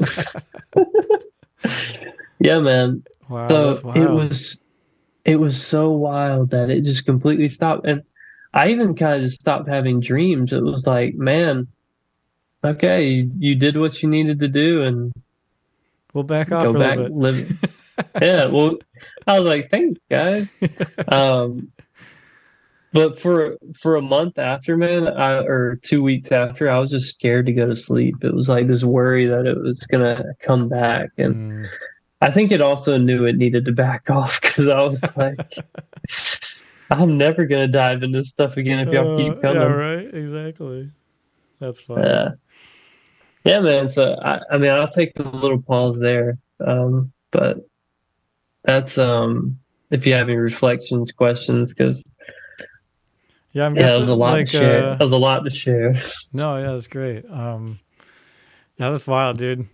I think one of the main things I'm really curious about is, I mean, I know we just recently talked about like not knowing what that spirit was, but feeling like it had to have been kind of connected to the land in some way since it wasn't showing up at your mom's house. Like, Yeah. Do you have any sense, like now looking back on it, like what that was? Is that like Earth? I don't think Earth itself, or is that like someone like? I don't think I'm truly meant to know who or what it was. If I really come down to it, it was just a messenger, and that's all it needs to be. I could speculate and say it was just if I were to call it anything, I would call it a nature spirit. And I believe different areas have different spirits that live within them and they speak through them, right? And I still don't know if I believe that it was two different spirits, but I'm also chewing on that. Like there could have been a fight, and the fight was either, oh, this is what's coming to me, man, that it could have been an evil spirit that was trying to scare the shit out of me. So I did like nothing. Like basically I would shut down to all of it and be like, no, I'm not listening. You know what I mean? Yeah. And then there was the good spirit who was just trying to send me the message. But to get to me, I had to open myself to that world. Right. Yeah. So that's what's coming to me. But still in the end, I'm like, I don't think I'm meant to know, because when I tried to look at it, it just would not reveal itself, you know? Mm-hmm. Yeah, I actually like that answer more than any answer you probably could have given me. Yeah. Because I think that's true to the experience, at least the way I'm hearing it, is like, yeah, it doesn't matter what it was or where it came from. It came in service to get you to totally reconsider your whole course in life. And yeah, I mean, having that dream of being shown the movie screen, and yeah, that's huge, dude. That's like really huge. And I really appreciate the fact that you're like, I couldn't tell you like what it was showing me. Because I feel like that's so true to dreams too, where like you wake up and it's so butchered in your head, but at the same time, it was such a visceral experience watching whatever it was or experiencing whatever it was, if it was a different thing, that just that alone, you walk away and you have plenty to like have to contemplate or feel into. Yes. And it's the feeling of it is almost more important than what it showed you to begin with. So, yeah, man, I think that's really so cool. And I love the fact that you're having epiphanies while this story is coming through you. That's everything that I love about this. And I've had the same experience sharing stories on here too, where it's just like, holy shit, like nobody knows right now that I'm like speaking off the cuff right now. I sound like I know what I'm talking about, but I'm like, this is all like coming together in my head right now. And I'm like, oh my God, like, yes. So yeah, that's beautiful, dude. Yeah, this has been powerful so far, dude. This has been great. It's really connecting the dots to where I am now. And it's like, man, and this is I want to say this to encourage everyone listening. Like, this is a slow process. If you're in your process right now and shit's going down, like, it's a slow process. And it may sound cliche, but it's like when you let go and just trust the process, it all happens. It just happens. Yeah. Yeah, dude. So yeah, to continue on a little bit, it's like accepting those things. And this was February probably, that this happened. I accepted everything. I was going to move out here April 14th. So what I did was I accepted and I worked a few more months on the farm. And then I flew out to Texas. So I'm on a farm out near Austin, Texas.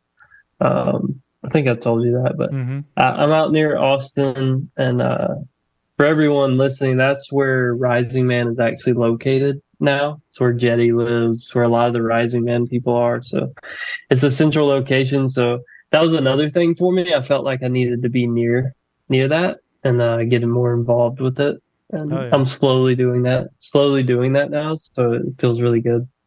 But anyways, I flew out and I stayed at a friend's house and then went straight to Compass. So that's what I flew out for. Wow. And I actually don't think the Compass story is that important to this right now, actually. The feeling I have. But just a quick blurb on it is what I got out of it, like the vision I got was that I'm meant to be not exactly in the spotlight, but I'm meant to lead something. And what I call it is, it's something I don't want to share too much of because have you done Compass? You did Compass, right? No, I haven't yet, but we were on our call this past week, realized that I was the only member in my fire circle now who isn't. And I'm like, fuck, I feel like it has to happen now. October, man, get out there. Is that when the next one's happening? That'll be the next one you can sign up for. Yeah, it's too late for the current ones. Wow. Okay. Yeah, man. Yeah. So anyway, I can't share too much. But anyway, something that came out of it is that I'm meant to lead a revolution in nature reconnection and love. And like, that's powerful.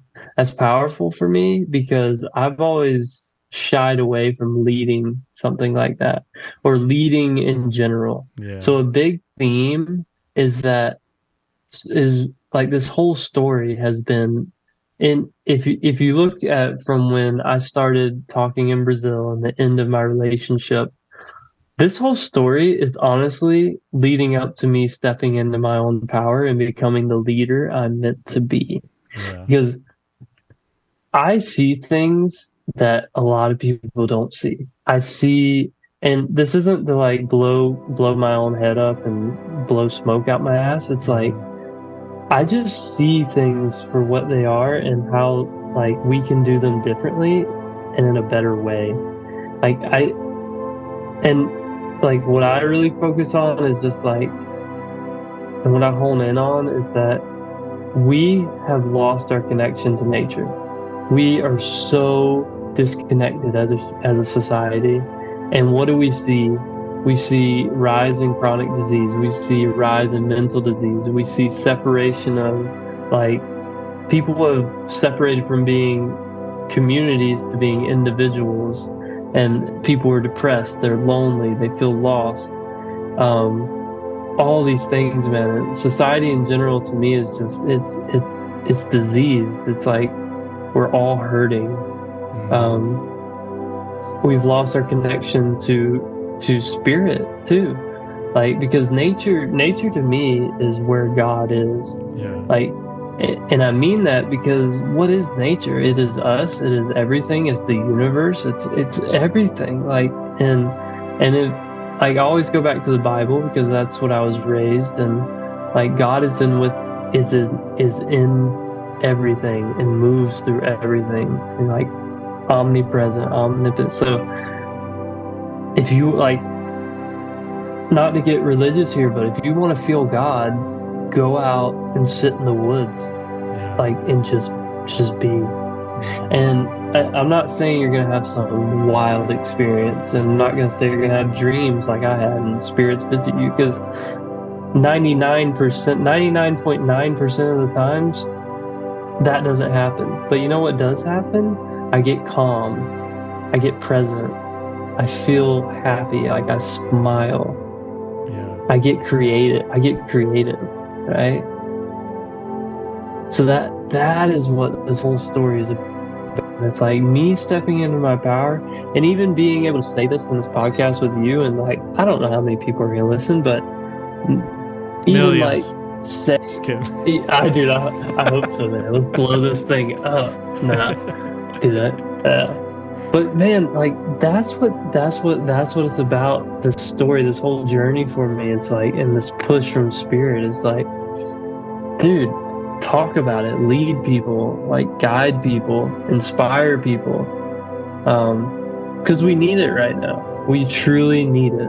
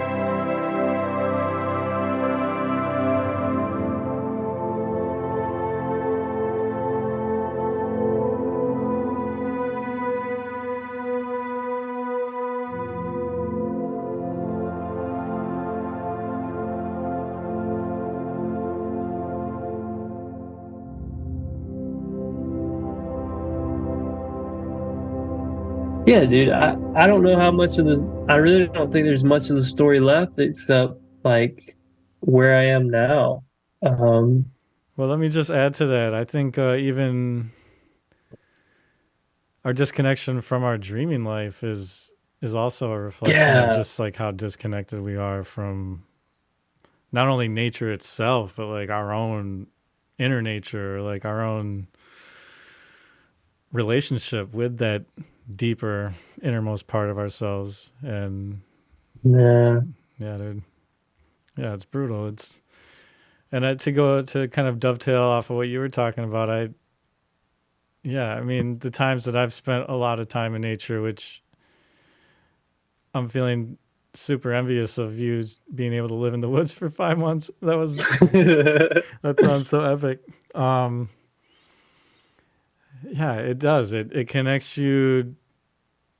It connects you to something that is so fundamental and so pure that we just don't see, and that we're so distracted from, and so busy and on our tasks in our waking life, in the gridlock of the city, that you come out to nature and you're able to slow down, and you don't have anything to do. You're there to just be, and to like be in it. And yeah, I think if you're able to just give yourself that time and go out there and just sink into it, like you said, like you might not have like this like whoa kind of like hardcore spiritual experience, but I think I think the kind of calm that you're talking about, I think that is just as like deeply meaningful as like having this psychedelic like thing happen. But I think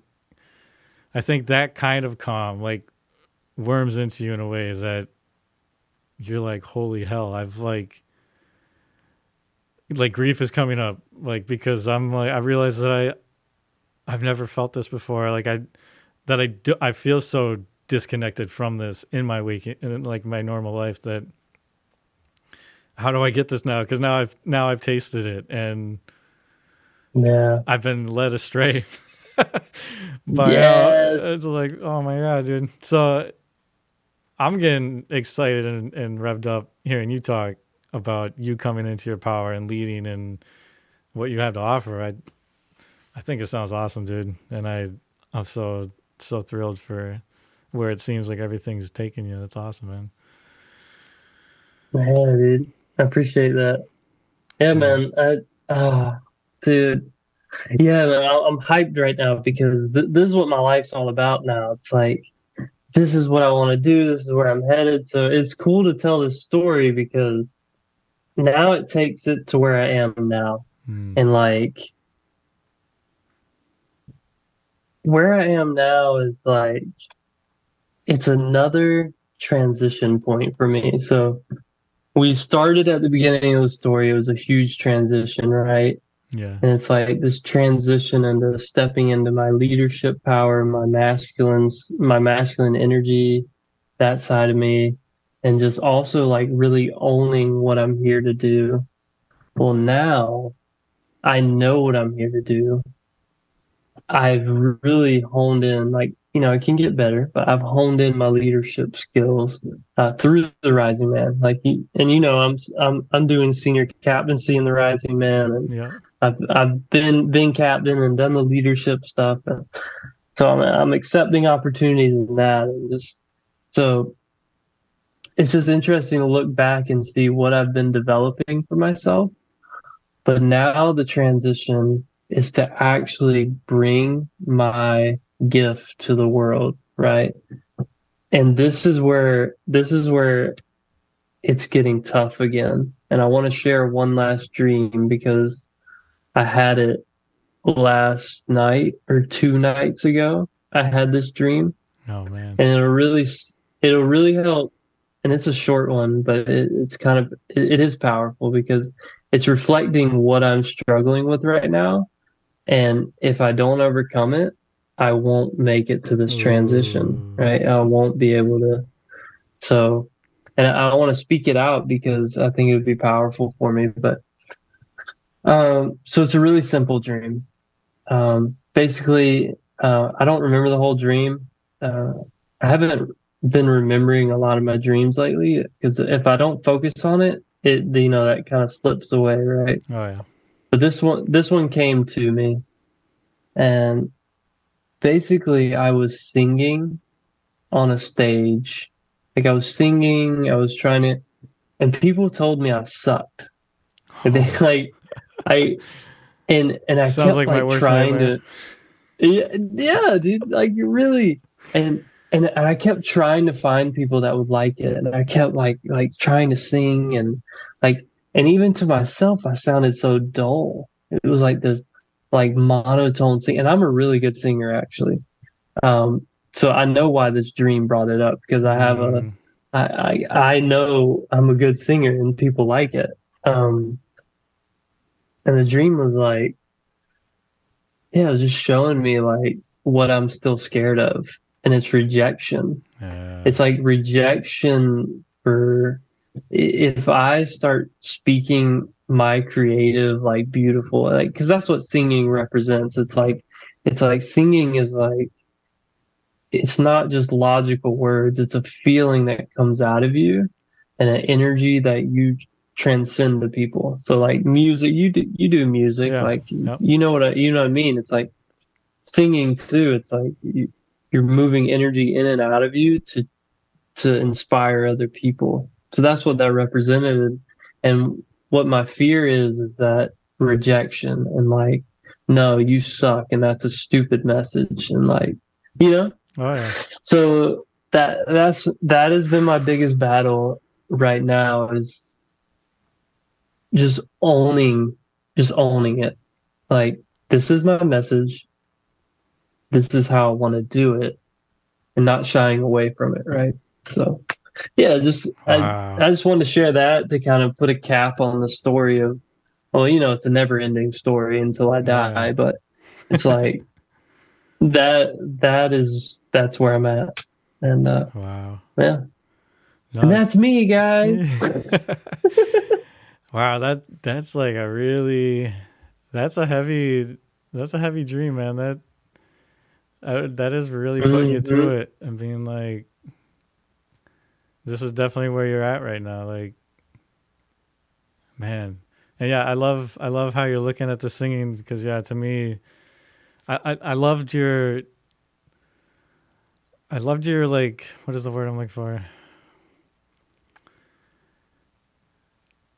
Like the way you defined how singing is different than like just speaking, how it like, yeah, it's a soulful, like, feeling experience that really comes through you in a different way than just speaking. Yes. And yeah, I just think like singing the song Your Soul like came up for me, like whatever that thing is in you that your spirit wants to sing out about, or like, yeah, I just think, yeah, your expression of your truth or your message, as you said, like, I think that's a beautiful way of looking at that dream. Absolutely. And like you said, like, I am a musician too, so that's why I was like, God, this sounds like one of my worst nightmares too. Like, damn, you suck. Yeah, man. Oh man, yeah. So,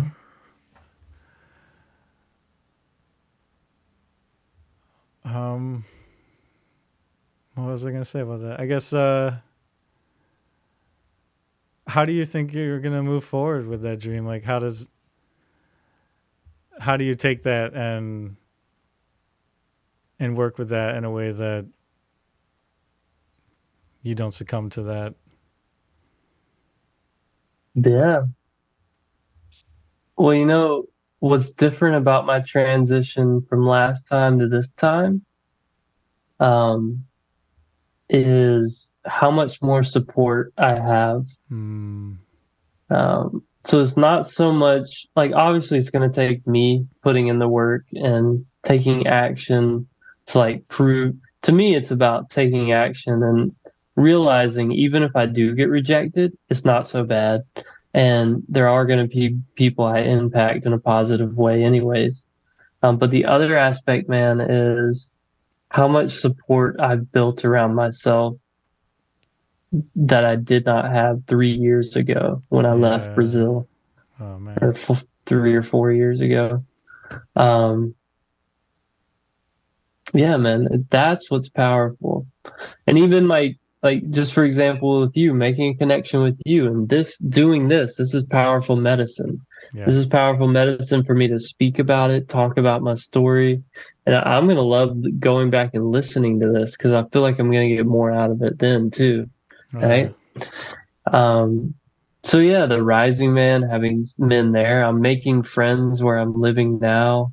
Some powerful friendships, and my fire circle team that I've been with for 3.5 years now. Um, yeah, dude. And I have a coach now. I hired a coach to help me. I've got a friend, another coach that I'm doing a trade with. Like I'm coaching him and he's coaching me. Oh yeah. And it's just like I have so much support that I know it's going to be tough because I'm even fidgety right now thinking about it. Like I'm kind of messing with my shirt here. I'm like, oh God, like I'm talking about it. I'm gonna have to do it. I'm gonna have to sing. Well, maybe part of doing this Man. podcast the way it came all together, because like I didn't know this about you. It wasn't until because right now, for the people listening, I'm the captain of my fire circle, and so the fire circles are like these small, I don't know, 6 to 12 people. I don't know. Do they get up to 12 people? 6 to 8. 8. Okay. Yeah, it's like 8. Yeah. Yeah, and they're just closed, private groups of men who, are able to receive his support.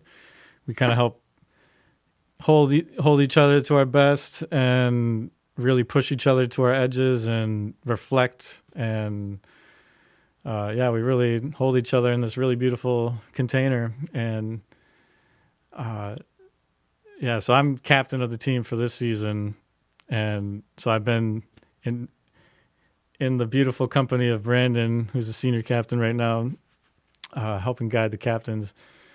And I threw in there that I was trying to get my guys to start doing some DreamWorks stuff. And he was like, oh shit, no, we got to talk. And like we literally like the next day we're like on the phone with each other, or a couple days later. And yeah, man, it's been so wild to connect with you on this level. It's been really cool, especially in the men's space. Cause I want to try to bring the dream work to men. Cause I think we're already doing the work. And if you just add the dreams to it, it informs it so much that I think it's such an easy, like, I say it seems easy, but trying to get my guys to jump on board has been a little bit more difficult than I thought. But yeah, it's been so cool to connect with you on that level. Yeah, man, it's so cool. And I'm so excited that like so much of this has been bringing up like all these epiphanies for you. Cause I think one of the cool things that I found through doing this podcast for the last 3 years is like, most of us have never had somebody sit us down and be like, explain it all. Like, tell us everything. How did the dreams work you from where you were to get to where you are now? And I think in the telling of that, where you have to actually tell the whole story, this magic happens where, like, before we began recording, I asked for the storyteller and both of us to come out and to like speak the story in a way that maybe would surprise both of us. And yeah, I really feel like when the story comes through you, because it's you can't tell the entire story. And so the flashes happen where it wants to direct you in this certain way. And I feel like there's a magic, almost dreamlike magic happens when you're telling your story, that it's like all of a sudden you're like, holy shit, like I've never actually made those two connections because I've never actually told this story in a full way. Like, oh my God, like, yeah. So it's really cool for me to be able to sit people down and have them just be like bewildered at the end of the call. I'm so glad that you called it out in the moment. Not everybody does it, but afterwards they're just like, holy crap, like that was a ride.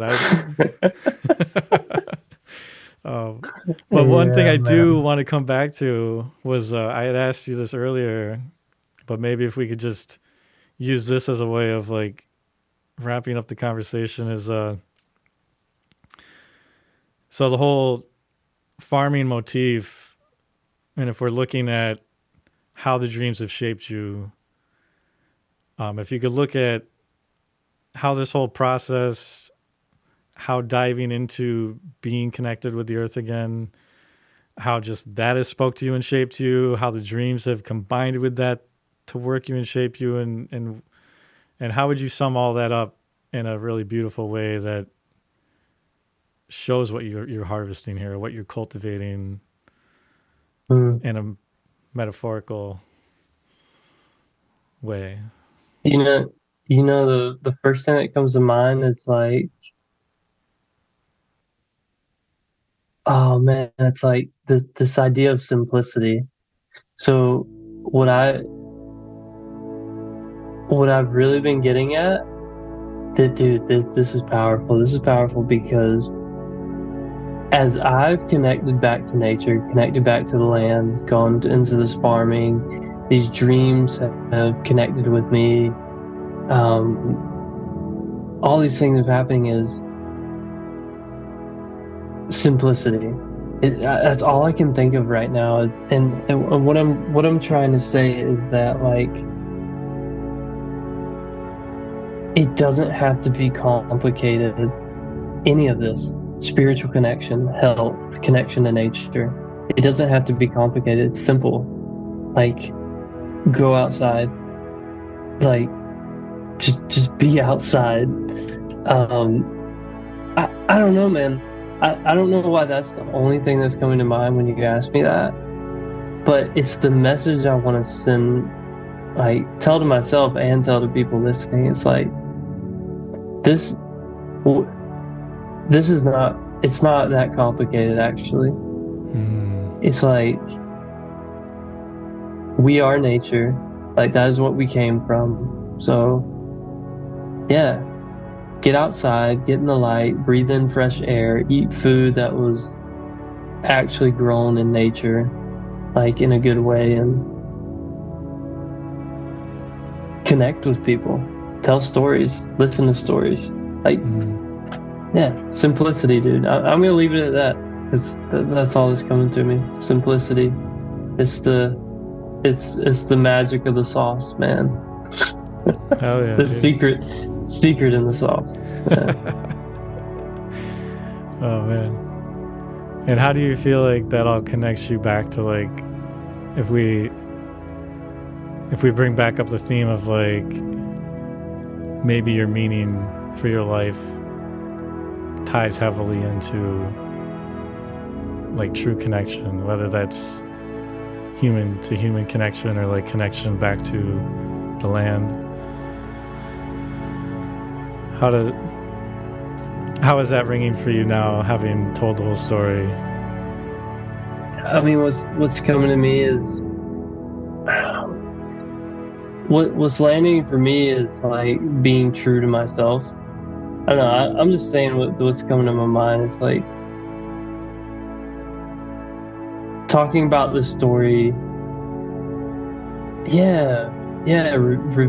What's revealed to me is, like, the string I'm wanting to go on is, like, connection to nature, connection to self, and then being true to that self. Because that's what I wanted to speak on, simplicity. That's what I couldn't think of earlier, why I kept saying it. It's like, it's actually something Jetty said too. It's like, not exactly, this is my spin on it, but it's like, if you want life to be simple, just, like, be who you truly are. Like, Wow. Like, and be true to it. Like, stay true to it. Like, what do you believe in? What are your values? Like, you. And the only way to figure that out, I'll be honest, is to get quiet. Shut off the noise. Turn off the phone. And just get quiet and be out in nature. And I promise you, you're going to figure something out about yourself. Wow. Yeah, man, that feels right. Yeah. Hell yeah. I dig it, dude. Well, yeah, man. Appreciate you coming on here and sharing this awesome story, dude. That's wild, man. Wild. Hell yeah. Wow! Yeah, dude. I appreciate you, man. It's been a great experience. It was definitely more than I thought it would be, like, honestly. And I don't know if I'll go to sleep tonight anytime soon because I'm hyped. So Oh, yeah. I thought you were gonna say because you're scared the spirit's gonna come back now that you're talking about it. Nah, man. Only if I go sleep out in the woods tonight. Yeah. Oh man, that's hilarious. All right, man. Appreciate it, dude. Yeah, dude. Appreciate you too, man. And we'll talk again soon. Yeah, for sure.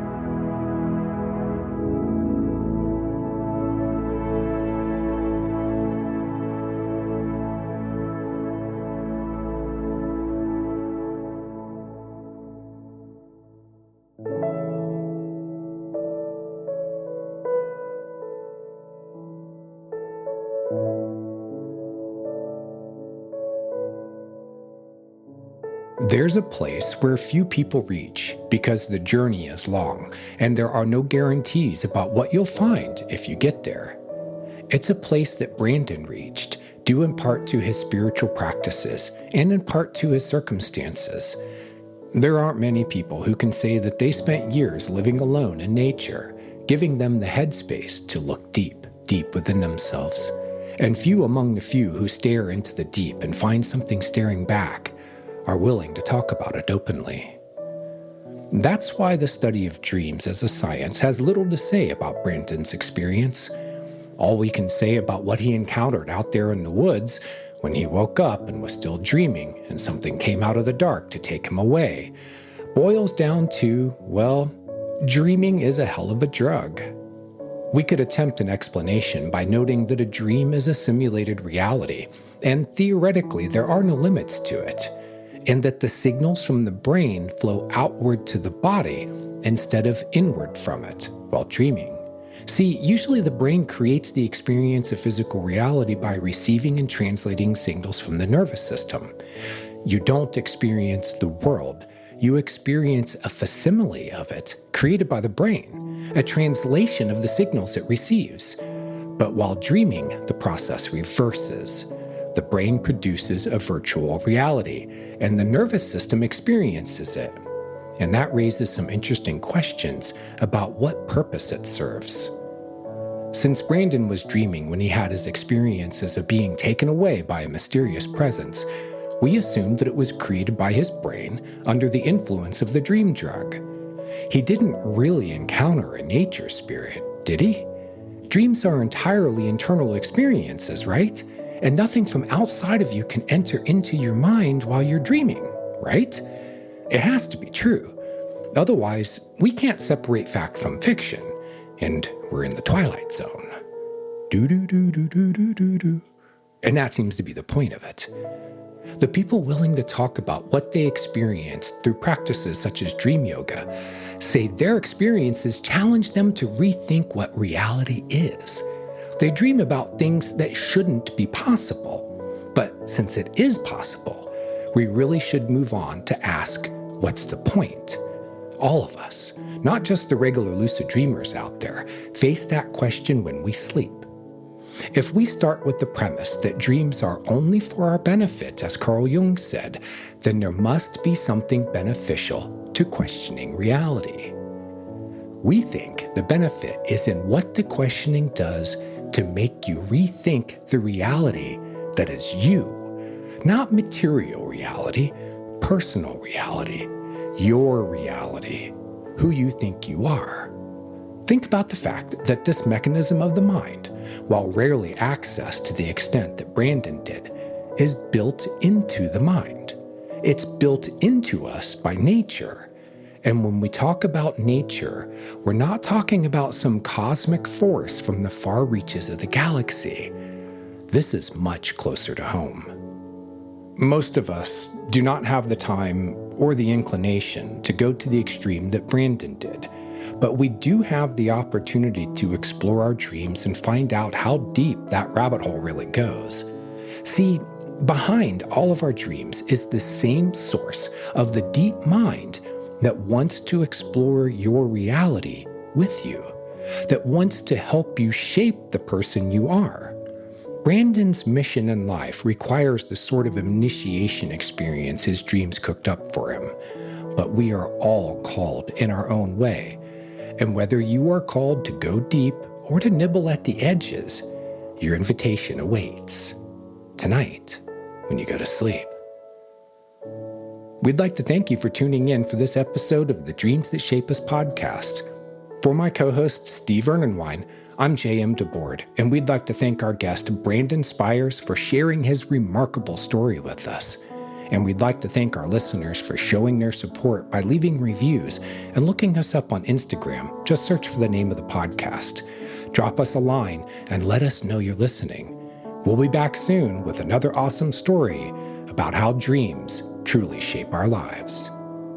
Nighty-night.